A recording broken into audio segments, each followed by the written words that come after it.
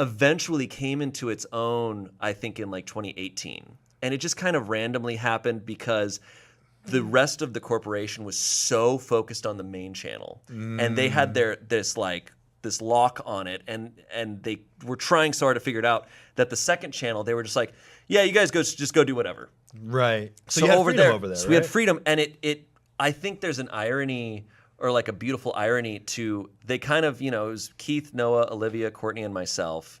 And then we had Sarah Whittle as our producer. And it was kind of just Sarah Whittle. It was just kind of us. It was just like whatever you guys want to do in 2018. And then later Josh Mattingly as well. And but we were all hired to be kind of like extra cast on Smosh. But what kind of ended up happening is I felt it's similar to your guys' story, is that we ended up all becoming such close friends, and that friendship really shined on Smosh Pit, where it was just like, yeah, guys, just go do whatever. Yeah. And that's kind of where Smosh, I feel like, began, was you and Ian just being like, yeah, we'll just do whatever and like have fun and just have a good time. And so the like theme of friendship stuck around in a weird way, but it was hard on the main channel to figure out. I mean, Every Blank Ever kind of carried us for a long time. Yeah. And it became the Every Blank Ever channel. Oh, yeah, it did.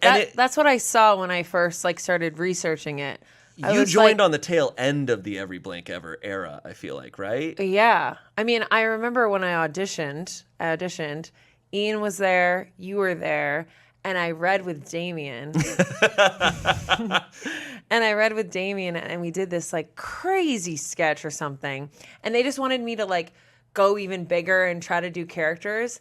And I'll never forget that after I did that, it was really fun. And then they asked me a question. They're like, and I was in a really interesting place in my life. I was at Sunday Company and Groundlings, and I was just working constantly. I had a really intense, amazing manager, and I got there and I was just so going, right? And they were like, okay, if you could have one superpower, what would it be? And I went, and I just said, vulnerability. Yeah. Tell us what your superpower is. My superpower is being vulnerable. Straight up. Being very vulnerable, and it's terrifying. My superpower would be being weak as And I literally was, and Damien was like, okay. That's really cool.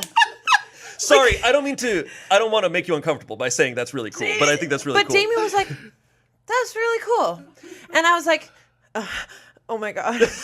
I was looking for the door. I was like, then I'm going to go myself now. And I'll never forget. Ian stood up and went, do you write comedy also? And I said, yeah. And he went, and he shook my hand. He knew. He knew. I was like, oh, he knows what's going on. Yeah. And then I left. I got in the car and I called my manager. I was like, didn't book that. I said, vulnerability is my superpower. Come on, that's a good shirt even. I know. But I literally felt like I was like a kindergarten teacher. Funny. And then I was like, what did I just say? No. It was so unfiltered. Yeah. But people, I guess. I think, honestly, that statement alone is exactly why you're doing a podcast. I think Ian was able, if he really did know in that moment, I think it probably was seeing that there was more to you than just the comedy. There's more depth there. Yeah. There's multiple layers. Yeah. And you can build on that a lot more than just someone who only can do one type of thing. Yeah, it was so cool. He was right by the door and he stood up and he went, do you write comedy also? And I said, yeah. He went, shook my hand, and I was like, okay, I'm not getting this. But I was like, he clearly knows something's up. But it was amazing. It's been funny too, and you've only known it too, is Ian as the president of Smosh has been the vibe for so long now. It's such a funny vibe. Yeah, when you left, I feel like the fans were like, here comes Ian. But I was like, but that to me is not Ian. Ian just loves chit-chatting about dark shit, so do I. Mm-hmm. But I think he got this role when you left that was the dad who got divorced, maybe. It was just on the couch, but I was like, there's so many other sides to Ian. But he played into that, obviously. Ian played into the bummer jokes because he as I've said, he's willing to joke about anything, and it's a good thing, and he's a very funny guy.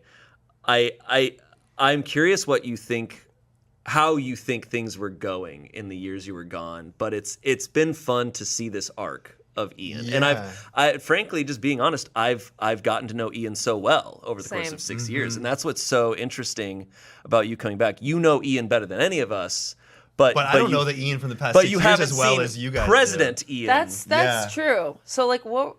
Well, first of all, what kind of dad were you? What do you mean? What do you mean? Like when I was no, but when you guys were both there, like I said, you guys were like